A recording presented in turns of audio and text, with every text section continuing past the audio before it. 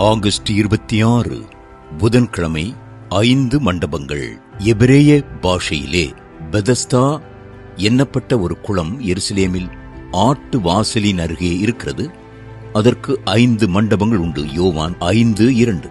இன்று உங்களை இஸ்ரவேல் தேசத்தில் உள்ள பெதஸ்தா குளத்திற்கு அழைத்துச் செல்ல விரும்புகிறேன்.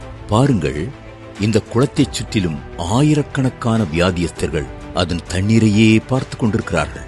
இந்த குளத்தின் பெயர் பெதஸ்தா என்பதாகும். பெதஸ்தா என்றால் இரக்கத்தின் வீடு என்று அர்த்தம்.